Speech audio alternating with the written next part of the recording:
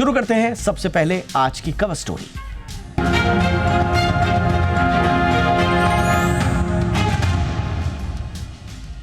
भारत की जनसंख्या 2025 में 1.46 बिलियन यानी कि 146 करोड़ तक पहुंच जाएगी, जो दुनिया में सबसे ज्यादा संभवतः होगी। लेकिन दिक्कत ये नहीं है, दिक्कत है फर्टिलिटी रेट। यूएन की ताज़ा रिपोर्ट कहती है कि भारत की फर्टिलिटी रेट 1.9 पहुंच गई है, जो रिप्लेसमेंट लेवल 2.1 से कम है। अब इसके मतलब क्या है? भारत में जनसंख्या वृद्धि इसका मतलब है कि धीमी हो रही है, लेकिन धीरे धीरे अभी ये बढ़ती रहेगी। लगभग 40 साल हमारे पास है, लगभग जब तक हमारी पॉपुलेशन 1.7 बिलियन नहीं हो सकती। लेकिन इसके आर्थिक रूप से आगे कुछ जोखिम जुड़े हुए हैं। मसलन जो हमारी वर्किंग एज पॉपुलेशन है, जो तकरीबन 68% है, इसके दायरे में आती है, जिसका हमें डेमोग्राफिक डिविडेंड मिलता है। क्या अगर जनसंख्या घटती रही तो क्या ये डिविडेंड जो हमें मिल रहा है, डेमोग्राफिक डिविडेंड, ये हमें आगे मिलता रहेगा? और इसके लिए हमें क्या करना पड़ेगा?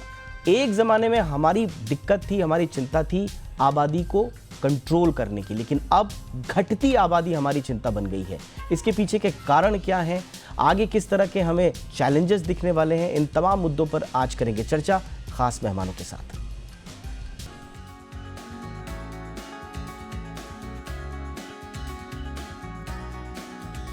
आबादी के आंकड़े क्या देश के विकास पर भारी पड़ रहे हैं? बढ़ती जनसंख्या क्या मुसीबत का सबब बनती जा रही है? अगर आप ऐसा सोच रहे हैं तो थोड़ा ठहरिए, क्योंकि लोग बढ़ती आबादी को देखते हुए एक से अधिक बच्चे पैदा करने से बच रहे हैं। लेकिन ये सोच देश के विकास की बयार को रोकने का काम कर सकती है। साथ ही ये देश की प्रगति के लिए खतरे की घंटी है, क्योंकि प्रजनन दर में कोई बड़ी कटौती आने वाले सालों में देश को बुजुर्गों का देश बना सकती है, जिससे युवा शक्ति की संख्या में कमी आएगी और देश के विकास का पहिया भी थम सकता है। आप सोच रहे होंगे कि हम ऐसा क्यों कह रहे हैं। दरअसल यूनाइटेड नेशन की एक ताजा रिपोर्ट में कुछ ऐसी ही चिंता जाहिर की गई है। रिपोर्ट में साफ कहा गया है कि विकसित भारत 2047 के सपनों को साकार करना है तो युवा शक्ति को आधार बनाना होगा। ऐसे में रिपोर्ट में जनसंख्या को स्थिर रखने के लिए प्रति महिला करीब 2 बच्चे के रिप्लेसमेंट को जरूरी बताया गया है। स्टेट ऑफ वर्ल्ड पॉपुलेशन 2025 की रिपोर्ट की माने तो भारत दुनिया का सबसे अधिक जनसंख्या वाला देश है। फिलहाल भारत की आबादी 146 करोड़ के करीब है और आंकड़ों की माने तो आने वाले 35 साल में यानी 2060 तक ये 170 करोड़ के करीब हो जाएगी। वहीं भारत की प्रजनन दर प्रतिस्थापन दर से नीचे है। ऐसे में सभी पहलुओं को देखते हुए प्रजनन के एक औसत दर को माने तो प्रति महिला के लिए करीब 2 बच्चे के रिप्लेसमेंट को जरूरी बताया गया है। यूनाइटेड नेशन की रिपोर्ट की माने तो प्रजनन दर में गिरावट का असर ये होगा कि देश की आबादी में गिरावट तो आएगी ही, लेकिन साथ में युवाओं की संख्या में भी कमी देखने को मिलेगी। कभी दुनिया के सबसे अधिक आबादी वाले देश चीन ने अपने यहाँ 1 फैमिली 1 चाइल्ड जैसे सख्त कानून के जरिए आबादी पर नियंत्रण पाने की जो कोशिश की, उसका खामियाजा भी उसे भुगतना पड़ा। चीन में प्रजनन दर में काफी गिरावट आ गई और आंकड़ों के तौर पर देखें तो ये करीब 1.25% के करीब है। लेकिन बच्चा पैदा करने की ये धीमी रफ्तार अब चीन पर भारी पड़ने लगी है, यानी वहाँ बुजुर्ग बढ़ रहे हैं और युवाओं की तादाद कम हो रही है। बिल्कुल यही हाल जापान का भी है। यहाँ भी 2024 में प्रजनन दर सिमटकर 1.15% पर आई, लेकिन अब यहाँ की सरकार प्रजनन दर बढ़ाने पर जोर दे रही है ताकि आने वाले दिनों में देश की तरक्की में युवाओं की घटती संख्या बाधक न बने। ऐसे में भारत में भी कुलांची भरती अर्थव्यवस्था को पंख लगाने के लिए प्रजनन दर को संतुलित रखने की दरकार है, न कि इसे घटाने की। ब्यूरो रिपोर्ट, जी मीडिया। बहुत ही खास मेहमान इस वक्त हमारे साथ जुड़ चुके हैं। स्वागत करते हैं पूनम उतरेजा जी का, executive director population foundation of India PFI की। बहुत बहुत स्वागत है पूनम मैम आपका हमारे शो पे। और हमारे साथ हैं डॉक्टर रिश्मा ढिल्लन पई, कंसल्टेंट गायनेकोलॉजिस्ट, लीलावती हॉस्पिटल से। Good evening doctor Rishma ma'am, बहुत बहुत स्वागत है आपका भी हमारे शो पे। सबसे पहले पूनम मैम, मैं चर्चा की शुरुआत आपसे कर रहा हूं और हाइलाइट्स अगर इस रिपोर्ट की हम देखें तो 2025 में 1.46 बिलियन 146 करोड़ के आसपास हमारी आबादी हो चुकी है, दुनिया में सबसे ज़्यादा of course. But fertility rate 1.9, replacement level 2.1 से कम। जनसंख्या वृद्धि अब धीमी हो रही है, 40 वर्षों तक बढ़ती रहेगी 1.7 बिलियन तक, बट उसके बाद क्या होगा, ये एक बड़ा सवाल। साथ ही साथ में ज़रा इसका मतलब भी समझाएं मैम कि ये फर्टिलिटी रेट और फर्टिलिटी रेट से कम और ख़ास तौर से रिप्लेसमेंट लेवल से कम पॉपुलेशन आने का मतलब क्या? क्योंकि ट्रेडिशनली तो हम इसी बात का इंतज़ार कर रहे थे भारत में कि कब हमारी जनसंख्या कम होगी, और अब कम हो रही है तो हमें चिंताएं हमारी बढ़ रही हैं। तो मैम थोड़ा सा समझाइए, आम भाषा में इसको कैसे समझें? तो हम लोग इतनी चिंता करते रहे कि महिलाएं बहुत बच्चे पैदा कर रही हैं, अब हमारी चिंता है कम कर रही हैं, उनको ज़्यादा करना चाहिए। पर हमने ये नहीं सोचा, महिलाएं जब प्रजनन दर ज़्यादा था तो महिलाएं क्यों कर रही थी? एजुकेशन, हेल्थ और बाकी फैसिलिटीज़ की कमी थी। अब महिलाएं बच्चे कम पैदा कर रही हैं। एक कारण तो है एजुकेटेड वुमेन कम बच्चे पैदा करना चाहती हैं। दूसरा, जो आजकल की एस्पिरेशन है महिलाओं की, स्पेशली यंग गर्ल्स की, वो है कि वो पढ़े लिखे, उनकी शादी जल्दी ना हो, बचपन में ना हो, एडोलेसेंट के समय ना हो। तो एक जो सोच है वो बदल रही है महिलाओं की और लड़कियों की। तीसरा, हम जिस देश में हम रहते हैं वहाँ पे जो महिलाएं हैं उनको अगर हम एजुकेशन दे तो ठीक है, बाद में बच्चे पैदा करेंगी, परंतु उनका जो बर्डन है बहुत ही, यूएन की रिपोर्ट भी ये दिखा रही है कि महिलाओं के ऊपर बर्डन बहुत है। चाइल्ड केयर की कोई व्यवस्था नहीं है। जॉब्स, विमेन जो काम करती हैं उनकी नौकरियां छूट जाती हैं जब उनके बच्चे पैदा होते हैं, या वो काम कर ही नहीं सकती बाहर, घर के बाहर, क्योंकि बच्चे छोटे हैं। चाइल्ड केयर एक नेशनल हमारी ड्यूटी है टू रिस्पॉन्ड टू वुमेन के उनका बर्डन कम हो, ऑल्सो वो बच्चे भी पैदा कर सकें और बच्चों का ध्यान भी रख सकें। और हमारे पुरुष प्रधान देश में हमारे मर्द नहीं काम करते घर का, ना ही महिलाओं को कोऑपरेशन देते हैं, कोई जिम्मेदारी नहीं होती है। तो अगर हम अपनी सोच बदलेंगे तो हम लोग को ये जो हम प्रिडिक्ट कर रहे हैं कि इंडिया में पॉपुलेशन इतनी घट जाएगी कि हमारी आर्थिक स्थिति खराब हो जाएगी, हमें इसकी चिंता करने से अच्छा ये रहेगा कि हम चिंता करें महिलाओं की, हम चिंता करें जो बच्चे आ रहे हैं। बट मैम क्या ये जो हमारी फर्टिलिटी रेट कम हुई है, तो क्या इसके पीछे हम सिर्फ महिलाओं के ही एंगल से हमें सोचना चाहिए, वुमेन एम्पावरमेंट, क्या उसके पीछे फाइनेंशियल, क्योंकि एक परिवार की क्योंकि ये रिपोर्ट कहती है कि फाइनेंशियल लिमिटेशंस भी हैं। 38% परिवार कहते हैं कि फाइनेंशियल लिमिटेशंस हैं, और 21% जो परिवार हैं वो कहते हैं जॉब इनसिक्योरिटी है। तो maybe it is a collective decision of husband and wife, maybe it is not related to women only. No, I'm saying that you will have more children. We will have a balanced fertility, balance रहेगी अगर हम महिलाओं के ऊपर कुछ जोर दें। Yes, अभी जो यंगर जनरेशन है, जो एजुकेटेड हैं, वो जो निर्णय लेते हैं अर्बन एरियाज वगैरह में, वो इकट्ठे ले रहे हैं, बट रूरल एरियाज में ये नहीं है। सो अगर हम ये अर्बन एरियाज के लोगों की देखें जहाँ बच्चे कम हो रहे हैं, आर्थिक प्रॉब्लम है, अनसर्टेनिटीज है, अनएम्प्लॉयमेंट है, लैक ऑफ चाइल्ड केयर है। 18% लोगों ने कहा है क्योंकि चाइल्ड केयर नहीं अवेलेबल, और जो हाउसिंग है वो भी प्रॉब्लम है। और जो आपके प्रोग्राम में आप बता रहे थे कि बच्चों को आज बाहर जाना चाहिए, आज वर्ल्ड प्ले डे है, बच्चों को जो हमारी स्थिति है जैसे दिल्ली या बड़े शहरों में बच्चे बाहर जा ही नहीं सकते, पेरेंट्स क्या करें, इतनी एनवायरनमेंट पोल्यूशन है।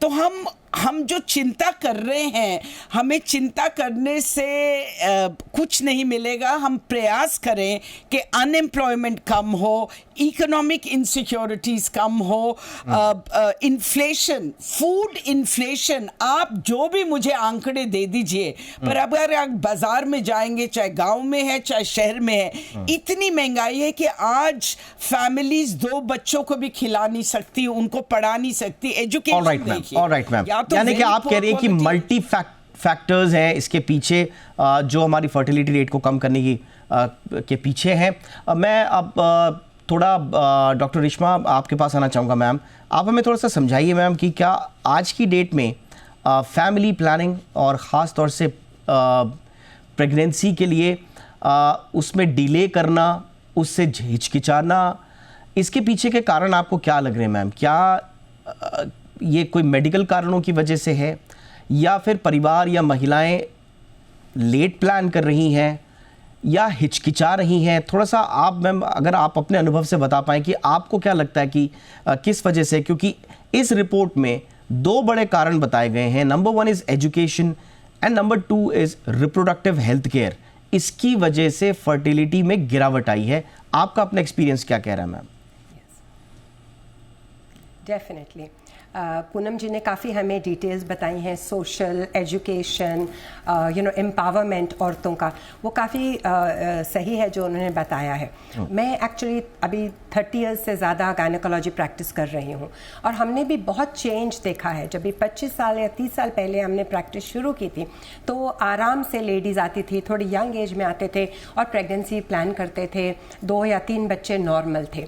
आजकल के टाइम में अगर हम दूसरे बच्चे की भी बात करते हैं तो ज़्यादा करके कपल्स बहुत झिझकते हैं।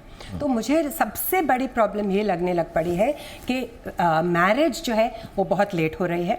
मैरिज लेट हो रही है, उसके बाद कितने साल जो कपल्स हैं वो बच्चा पैदा करने के लिए तैयार नहीं होते हैं, क्योंकि जॉब में सेटल नहीं है, इकोनॉमिक स्टेबिलिटी नहीं है, शायद खुद का घर नहीं है, और उनको बहुत टेंशन आती है कि कैसा हम लोग इस दुनिया में बच्चा लेके आएंगे, कैसे उसको संभालेंगे, एजुकेशन महंगे हो गए, तो काफ़ी डिले करते हैं प्रेगनेंसी। और जब भी एक्चुअली प्रेगनेंसी चाहते हैं वो लोग, ज़्यादा करके आजकल 30-35 की एज में वो लोग प्लानिंग करनी शुरू करते हैं, देन बहुत से टाइम उनको तकलीफ आती है प्रेगनेंसी होने के लिए। तो इनफर्टिलिटी जो है, जो लोग को चाहते हुए भी बच्चा नहीं हो सकता, उसकी भी जो इंसिडेंस है बहुत बढ़ गया है। वर्ल्ड हेल्थ ऑर्गेनाइजेशन ने बोला है कि 17% जो कपल्स हैं चाहने पर भी उनको प्रेगनेंसी नहीं होती है। मतलब 6 में से 1 को तो प्रेगनेंसी, या 5 में से 1 को प्रेगनेंसी चाहने पर भी नहीं होगी। तो ये जो है सब हमारे डॉक्टर के पास काफ़ी लेट आते हैं लोग, क्योंकि बस 35 की उम्र में तो शुरू करते हैं। फिर जब तक हमारे पास आते हैं, फिर हम उनके चेकिंग करते हैं और फाइंड आउट करते हैं कि उनका एग्स जो है, ओवेरियन रिजर्व, ये बहुत कम हो चुके हैं। और ये हम सबसे बड़ा प्रॉब्लम आजकल देखते हैं, क्योंकि लेडीज़ लेट प्लान कर रही हैं, अगर प्लान कर रही हैं तो भी, तो उनका ओवेरियन रिजर्व, उनका अंडा का जो क्वांटिटी होता है ओवरीज के अंदर, अंडकोश में जो अंडे होते हैं बहुत कम हो चुके होते हैं, उनकी क्वालिटी ख़राब हो जाती है, क्योंकि 35 की उम्र के बाद लेडीज़ की जो फर्टिलिटी है वो काफ़ी कम होनी शुरू हो जाती है। एंड सो जितना लेट करेंगे उतना प्रॉब्लम्स होंगे। और फिर उसके बाद में बहुत से कपल्स को एक्सेस टू केयर नहीं होता, मतलब उनको लगता है कि हम ट्रीटमेंट के लिए हमारे पास इतना पैसा नहीं है, अगर उनको एडवांस ट्रीटमेंट लगेगा, कोई पेशेंट को टेस्ट ट्यूब बेबी करना पड़ेगा, IVF करना पड़ेगा, तो वो डरते हैं ये सब चीज़ों से कि हम अफोर्ड कर पाएंगे कि नहीं। तो इस प्रॉब्लम से वो लोग बहुत से टाइम ट्रीटमेंट के लिए ही नहीं आते हैं। सो बहुत सी सिचुएशंस हैं, मगर one of the main problems is कि एजुकेशन शुरुआत से नहीं है। अगर हम यंग लड़की को ही स्कूल में भी उनको इंफॉर्मेशन दें कि अगर आपको प्रेगनेंसी बड़े होके नहीं चाहिए तो आप अच्छा कॉन्ट्रासेप्शन यूज़ करें, मगर अगर आपको प्लान करना है तो यंग एज में प्लान करिए, ये चीज़ें करिए, आपका हेल्थ का ये ध्यान रखिए, ऐसा हो सकता है। किसी को अंदाज ही नहीं है। बहुत से टाइम में लेडीज़ को मिलती हूँ पार्टी में, यहाँ वहाँ, 40 के ऊपर उम्र है और बोलते हैं अभी हम सोच रहे हैं, अभी तो हमें प्लान करना चाहिए, अभी हम सोच रहे हैं हम अपना अंडा फ्रीज कर लेते हैं। 40 की उम्र के ऊपर आप सोचना शुरू करोगे तो फिर बहुत मुश्किल हो रहा है। ओके, तो बहुत से डिफरेंट फैक्टर्स। ऑलराइट मैम, ये आपने बहुत इंपॉर्टेंट बोला, जो इस समय जो चलन में है, जो सोच है, वो आपने सही बोला। एंड एग फ्रीज करने का एक बड़ा हमने देखा है कि लोग थोड़े से आश्वस्त भी हो गए हैं कि टेक्नोलॉजी हमारे साथ है, मेडिकल साइंस एडवांसमेंट कर रही है, तो फिर बच्चा अगर बाद में भी प्लान कर लेंगे तो भी चलेगा, अभी करियर पे फोकस करते हैं। तो क्या ये सोच सही है? मैं इसमें आऊंगा मैम थोड़ा सा डिटेल में, बट मोर इंपॉर्टेंट क्वेश्चन है कि जो अभी आगे चल के पूनम मैम, जो हमारे लिए जो कुछ बड़े चैलेंजेस आने वाले हैं इस गिरती हुई फर्टिलिटी रेट की वजह से, एजिंग पॉपुलेशन का दबाव। अभी हम बड़े अच्छे से कहते हैं कि अभी हमारे पास 68 से 70% वर्किंग एज पॉपुलेशन है, 15 से 60 के दायरे में जो आते हैं, और इसी का हमें डेमोग्राफिक डिविडेंड मिलता है। बट आगे चलकर हमारी ageing population, labour shortage, pension, तो उससे सरकार पीछे हट रही है, बट स्टिल किसी न किसी रूप में तो दबाव आएगा ही, क्योंकि उनकी फाइनेंशियल स्टेबिलिटी के लिए कुछ ना कुछ तो करना होगा। क्या इन सब के लिए मैम आप देख रहे हैं कि भारत तैयार है? नहीं, भारत तैयार नहीं है। भारत केपेबल है। जब हम पॉलिसीज बना लेंगे, प्रोग्राम बना लेंगे, जैसे हमने पॉपुलेशन, जनसंख्या का दर नीचे किया है, जब हमने ठान ली कि हम अपनी फैमिली प्लानिंग सर्विसेज को इम्प्रूव करेंगे, गर्ल्स को एम्पावर करेंगे, एजुकेट करेंगे, तो एजिंग सोसाइटी पे मैं बाद में आऊँगी, पर मैं 1 मिनट इस पे डेमोग्राफिक डिविडेंड के हमारे पास 360 मिलियन यंग पीपल है जिनको स्किलिंग की ज़रूरत है या कुछ सालों में ज़रूरत पड़ेगी और नौकरियों की ज़रूरत है। अब हम वो प्रॉब्लम हम समझते अपने आप से हल हो जाएगी कि डेमोग्राफिक डिविडेंड है, if we have young people तो डेमोग्राफिक डिविडेंड मिल जाएगा। ये सही नहीं है हमारी सोच। अभी भी हमारे पास 20 to 25 ईयर्स हैं जिसमें हम अपनी यंग पॉपुलेशन को स्किल करके इकोनॉमिक अपॉर्चुनिटीज प्रोवाइड कर सकते हैं। एजिंग इज अनदर एरिया जिस पे हमें आज नहीं कल भी सोच लेना चाहिए था, पर आज is already a bit, it's not late, but we have to do it today. हमें अपनी पॉलिसीज, प्रोग्राम्स ऐसे बनाना चाहिए, एक तो एजेड के लिए care and not just geriatric care. If younger healthy adults होंगे तो हमारे को जो the money that needs to be spent geriatric care में वो बहुत कम होगी। जेरियाट्रिक केयर हमारे यहाँ सिर्फ केरला में और 1-2 जगह ही हमने ओल्ड एज की केयर का सोचा, हेल्थ केयर का सोचा है।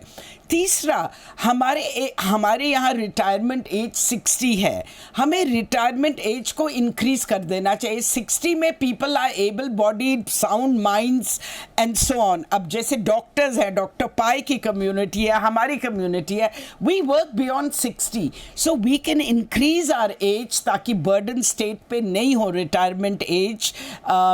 We can move it to 65 और those who are capable of working वो करते रहें। और हमें अपस्किल करना होगा जो हमारे ओल्डर जनरेशन है to meet the needs of today's economy and infrastructure. जैसे हमारे पास हेल्थ में डॉक्टर्स नहीं है, डॉक्टर्स 60 साल में रिटायर हो जाते हैं गवर्नमेंट सर्विस में।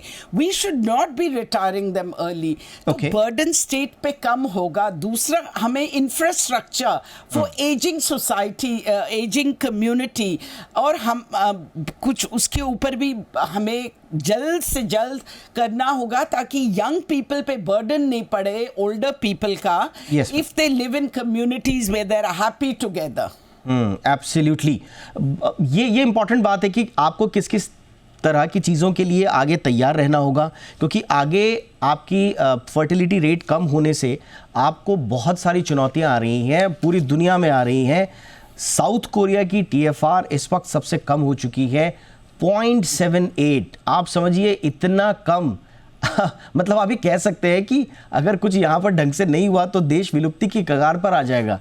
ये वो लोग फेस कर रहे हैं, जापान और हमारे हाँ जी, पर हमारे पास अपॉर्चुनिटी है। हम सीखें कि जापान और चाइना और कोरिया जो अब करना शुरू कर रहे हैं, इट्स टू लेट। हम let us start investing in child care, in our planning. हमारे पास opportunity absolutely ma'am opportunity है, but the problem is absolutely but the problem is जिस वक्त साउथ कोरिया, जापान, इटली ये लोग जिस समय राइज कर रहे थे, इनका डेमोग्राफिक डिविडेंड इनके साथ था और ये उस वक्त इकोनॉमिकली प्रॉस्पर कर रहे थे, तो ये उनकी प्रॉस्पेरिटी के लिए वो काम कर गया। आज ये ज़रूर कह सकते हैं कि साहब हमारे यहाँ एजिंग पॉपुलेशन से इकोनॉमिक स्टैग्नेशन की समस्या हो गई है, बट हमारे साथ तो वो भी नहीं है मैम, हम तो अभी तरक्की करना शुरू हुए हैं। नहीं पर सर, हाँ नहीं पर हमारे पास 20 से 25 साल हैं। Yes, ma'am. और ये सरकार जो हमारी मैं इसी पर आई एम सॉरी मैम, मैं इसी पर आऊंगा,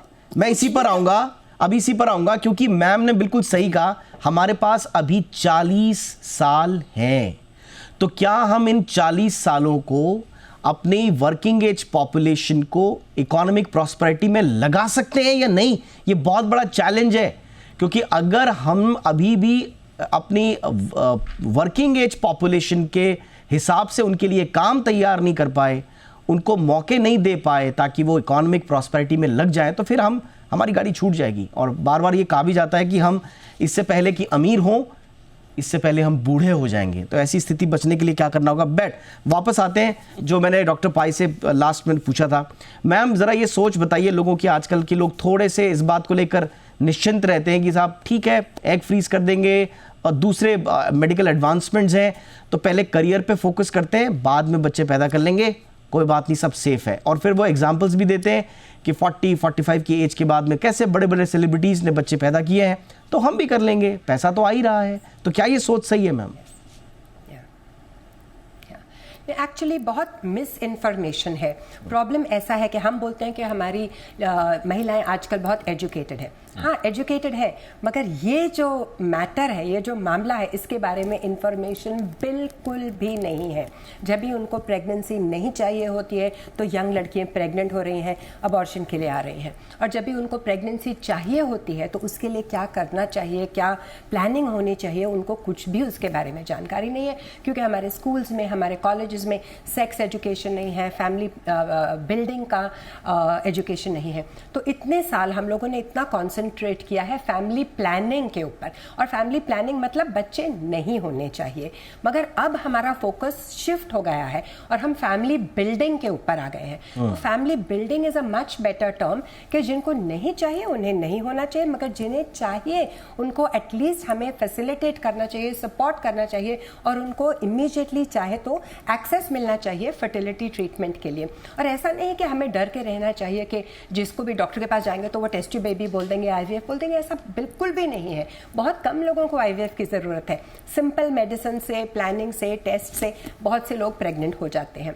और ये इतना डिपेंड करने का कि किसी भी उम्र में जाके हम लोग डॉक्टर को बोलेंगे, आईवीएफ स्पेशलिस्ट को बोलेंगे कि हमारा एग्स फ्रीज कर लो और हम 10 साल के बाद 50 की उम्र में आएंगे प्रेगनेंसी करने के लिए, ये गलत है। क्योंकि ओवरीज का, एग्स का औरत में एक टाइम रहता है, और जितना जल्दी आप एग्स को निकालेंगे उनकी क्वालिटी अच्छी रहेगी, नंबर अच्छा रहेगा। अगर आप 40 की उम्र में आते हैं समझो अंडा फ्रीज करने के लिए, हो सकता है हम सादा ब्लड टेस्ट करते हैं, एएमएच करते हैं, सोनोग्राफी करते हैं, हो सकता है थोड़े से अंडे बचे होंगे, हम निकाल के रख सकते हैं, मगर उनका क्वालिटी भी खराब होगा और नंबर भी बहुत कम होगा। तो अगर हमें ऐसा लगता है, हम प्लान करना चाहिए अपनी लाइफ को पहले से। व्हेन यू आर 20-25 हमें एक लाइफ प्लान बनाना चाहिए कि हम क्या चाहते हैं अपनी ज़िंदगी में।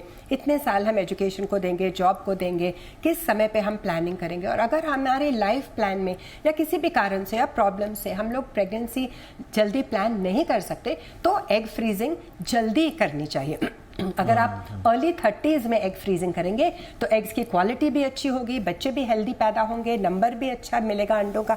सो there is a time for everything. हाँ ऐसे तो हम 40 की 45 की एज में भी हम लोग pregnancy ma'am sorry to interrupt ma'am एक इम्पॉर्टेंट इसमें डेटा ये भी है, इसमें बताया गया है कि 1 in 3 एडल्ट्स इंडियन 36% ये अनइंटेंडेड प्रेगनेंसीज को फेस कर रहे हैं, यानी कि बच्चा प्लान नहीं कर रहे थे, अनइंटेंडेड प्रेगनेंसीज इनको हो गया 36%। मतलब आप कह सकते हैं हर तीसरे के या चौथे को आप कह सकते हैं। yes. बट एक और इम्पॉर्टेंट है इसमें, 30% experience unfulfilled desire for having either more और फ्यूअर चिल्ड्रन। और ये बहुत इंटरेस्टिंग है कि बच्चा वो चाह रहे हैं, लेकिन चाह के भी जो आपने बताया था कि अपना परिवार वो बढ़ाना चाहते हैं, वो कर नहीं पा रहे। और इसके पीछे के कारण जो मेडिकल हैं वो कितने हैं और कितने फाइनेंशियल हैं वो हमारे सामने हैं। और इसीलिए रिपोर्ट में जो निष्कर्ष बताया गया है वो बताया गया है कि समस्या एक्चुअली फर्टिलिटी की नहीं है, जो महिलाओं की अनफुलफिल्ड रिप्रोडक्टिव गोल्स हैं वो एक समस्या है, और इसकी जड़ में फिर वुमेन एम्पावरमेंट आ जाता है, उसके बाद फिर रिप्रोडक्टिव फ्रीडम आ जाता है। तो मैम ये रिप्रोडक्टिव फ्रीडम और उसमें महिलाओं के लिए रिप्रोडक्टिव फ्रीडम, ये आप कितना इंपॉर्टेंट समझती है doctor Pai? Yes, I think it's the most important thing. हर एक चीज इसके आसपास बेस्ड है। क्योंकि मैं सॉरी मैम, मैं थोड़ा सा कॉन्टेक्स्ट अपने दर्शकों को क्लियर कर दूं क्योंकि बहुत कंफ्यूजिंग लग रहा होगा। कहने का मतलब ये है कि एक जमाना था जब महिलाओं को कहा जाता था कि तुम बच्चा पैदा करने की मशीन हो, करते रहो। आज की डेट में अगर महिला चाह भी रही है कि वो अपना परिवार बढ़ाए तो उसको हेल्थ केयर प्रोफेशनल से लेकर परिवार वाले भी कहते हैं रुको रुको रुको, अभी नहीं, अभी काम कर लो, कुछ नौकरी कर लो, अपने पति को थोड़ा सा सपोर्ट कर लो। मतलब महिलाओं के पास रिप्रोडक्टिव फ्रीडम पहले भी नहीं था और आज भी नहीं है। एम आई राइट मैम? अभी भी नहीं है। Yes, exactly what I am saying कि हम बहुत बोल रहे हैं कि इंडिया में वुमेन बहुत एजुकेटेड हो गई हैं, एम्पावर्ड हो गए हैं, but these reproductive choices, the reproductive rights, वो अभी भी नहीं है। हर रोज मैं यंग लड़कियों को देखती हूँ या थोड़ी ओल्डर लेडीज हैं, मैरिड है, जिनको अनवांटेड प्रेगनेंसी हो रही है। क्यों? आजकल के टाइम में क्यों होनी चाहिए अनवांटेड प्रेगनेंसी? इतने हमारे पास गुड सिस्टम्स हैं, अगर आपको नहीं चाहिए तो प्रेगनेंसी नहीं होगी, और जब भी आपको चाहिए you should definitely be able to access. आपको वो इंफॉर्मेशन होनी चाहिए, आपको डॉक्टर मिलना चाहिए, आपको इकोनॉमिक फ्रीडम होनी चाहिए कि आप वो ट्रीटमेंट कर सकते हैं। तो it is all about economic reproductive freedom, reproductive choice. And उसमें अगर औरतों को बहुत प्रेशर पड़ रहा है हस्बैंड से, फैमिली से, देन दैट इज स्टिल जो पुराने जमाने में हो रहा था वही हो रहा है। पहले 60 साल पहले 6 बच्चे हुआ करते थे, 60 साल के बाद अभी एक भी बच्चा बहुत सी लेडीज प्लान नहीं कर रही है, और उनको ये भी डर लग रहा है कि अगर प्रेगनेंसी हो जाएगी तो उनकी जॉब छूट जाएगी, हस्बैंड तो सपोर्ट करते नहीं है। तो हम लोग बहुत अमेरिका को कॉपी कर रहे हैं या फॉरेन कंट्रीज को कॉपी कर रहे हैं कि चलो स्मॉल फैमिलीज, एजुकेशन, जॉब, मगर जो हस्बैंड, हर एक जगह में आप अब्रॉड जाओ, हस्बैंड 50% घर की रिस्पॉन्सिबिलिटी लेते हैं, सपोर्ट करते हैं, काम करते हैं, बच्चे को देखते हैं, इक्वल, मगर वो हमारी कंट्री में नहीं हो रहा है। सो क्या हो रहा है कि एक साइड से एजुकेशन और अर्बनाइजेशन और इकोनॉमिक फ्रीडम हो रही है, बट एजुकेशन उसके साथ साथ में नहीं हो रहा। जैसे मैंने बोला, जब भी आपको नहीं चाहिए तो नहीं होना चाहिए, जब भी आप चाहते हैं तो आपको इमीडिएटली एक्सेस टू ट्रीटमेंट मिलना चाहिए। एब्सोल्युटली मैम, ये यही है, and this is the theme I think. और इसीलिए रिप्रोडक्टिव फ्रीडम को बढ़ाने पर अब पूरी दुनिया में मंथन हो रहा है, ग्लोबल नीतियां बन रही हैं। पॉपुलेशन कंट्रोल शायद अब कोई चर्चा का विषय इतना नहीं रहा जितना रिप्रोडक्टिव फ्रीडम हो गई है। Poonam ma'am, to conclude ma'am, कैसे हमको आगे अब देखना है, आगे क्या नीति बनाएं ताकि हमारी रिप्रोडक्टिव फ्रीडम के गोल्स हासिल हों? सबसे पहले तो हमें ये समझना चाहिए what do we mean by freedom for women including reproductive. It is so linked के education, age at marriage. One reason we have unwanted fertility is because young girls, 14% of the fertility teenage pregnancy है, और married, I'm talking about married teenage pregnancy. तो एक महिला की तरफ हमारी सोच बदलनी चाहिए, हमारे सोशल नॉर्म्स बदलने चाहिए कि लड़की अपना उस समय शादी करे जब वो करना चाहती है, 18 से कम तो बिल्कुल ना हो, और रिप्रोडक्टिव राइट्स जो हैं विमेन के, both as doctor Pai rightly said, if they don't want a child they should have access to contraception or abortion services, and for those जिनको बच्चे चाहिए पर चाहे वो लेट कर रही हैं, जो भी कारण है, और इनफर्टिलिटी जो आज है वो इनफर्टिलिटी पोल्यूशन की वजह से भी है। स्पर्म काउंट लो हो रहा है आदमियों में, सिर्फ eggs, women are not the problem only, there are issues around men. True, so we need infertility to be normalized. Government के health program में सब women, all women, there should be universal access to contraception, especially temporary methods. Young people don't want to plan families necessarily, they want contraception access. final I would say is we have to simultaneously look at demographic dividend जो है, gender dividend, महिलाएं कैसे अपनी दोनों जिम्मेवारी निभा सके with support from the family, specially the husband, and finally child care and elderly care. ये simultaneous silver dividend, gender dividend और यूथ डिविडेंड हमें हासिल करने की ठाननी है. सिर्फ महिलाओं के ऊपर अब कब बच्चे करिए अब ना करिए, उनकी बॉडीज को सिर्फ कोअर्सिव अपना सोच के कि हम जो भी चाहें फर्टिलिटी लेवल महिला पूरा करेगी नहीं. एक सोसाइटी, गवर्नमेंट और मेल रिस्पॉन्सिबिलिटी है. हम तो कहते हैं देश बदलेगा जब मर्द बदलेगा. एब्सोल्युटली मैम, और मुझे लगता है एब्सोल्युटली मर्दों को घर में सपोर्ट करनी होगी. Absolutely ma'am. और देखिए, समाज में खास तौर से जो ट्रेडिशनली पितृसत्तात्मक हमारा जो समाज रहा है, उसमें मर्दों को बदलने के साथ साथ सोसाइटी एज अ यूनिट बदलना बहुत ज़रूरी है. क्योंकि देखिए, ये रिप्रोडक्टिव फ्रीडम की जब हम बात कर रहे हैं, जैसा मैंने कहा कि जब बच्चे ज़्यादा पैदा हो रहे थे उस वक्त भी ये रिप्रोडक्टिव फ्रीडम पर एकदम कुठाराघात था, और वो महिला की जितने बच्चे पैदा करने उसका दबाव महिला पर आता था. आज हम कह रहे हैं कि अब जैसा ये रिपोर्ट बताती है कि 36% अगर अनइंटेंडेड प्रेगनेंसीज हो रही हैं, तो इसमें स्वाभाविक रूप से अनइंटेंडेड का मतलब ये हुआ कि इसमें वुमेन की चॉइस नहीं है. दूसरा, अगर 30% अगर अनफुलफिल्ड डिज़ायर है, तो उसमें भी वुमेन की जो डिज़ायर्स हैं वो उसमें उनकी सहमति नहीं है. और फिनेंशियल अगर स्ट्रेन्स हैं, तो अगर परिवार पर अगर आर्थिक बोझ है और इसकी वजह से अगर महिला को कहा जाए कि तुम बच्चे पैदा जल्दी कर लो या लेट में करो, तो इसमें भी महिलाओं का फ्रीडम जुड़ा हुआ है. और साथ ही साथ में अगर पत्नी कमाने चली जाए और फिर ऑफिस में उनको कहा जाए कि भाई आप प्रेगनेंसी प्लान मत करना वरना नौकरी चली जाएगी, या एक बार प्रेगनेंसी से वापस आने के बाद आपको नौकरी नहीं मिलेगी, या नौकरी मिलेगी तो फिर तनख्वाह उस हिसाब से, ग्रोथ उस हिसाब से नहीं मिलेगी, तो ये सारी की सारी साइकिल में कहीं ना कहीं वुमेन की रिप्रोडक्टिव फ्रीडम पर एक बहुत बड़ा प्रश्न चिन्ह लगता है. इसलिए आज हमें पॉपुलेशन कंट्रोल की जगह रिप्रोडक्टिव फ्रीडम पर पूरा का पूरा नैरेटिव शिफ्ट करना पड़ेगा. शायद तब हम इस पूरे मुद्दे को सही तरीके से ले पाएँ. Thank you so much ma'am, बहुत बहुत शुक्रिया. पूनम मैम, आपने वक्त निकाला. Thank you so much ma'am. Doctor Reshma Dhillon Pai ma'am, thank you so much for your time. ये थी हमारी पहली कवर स्टोरी.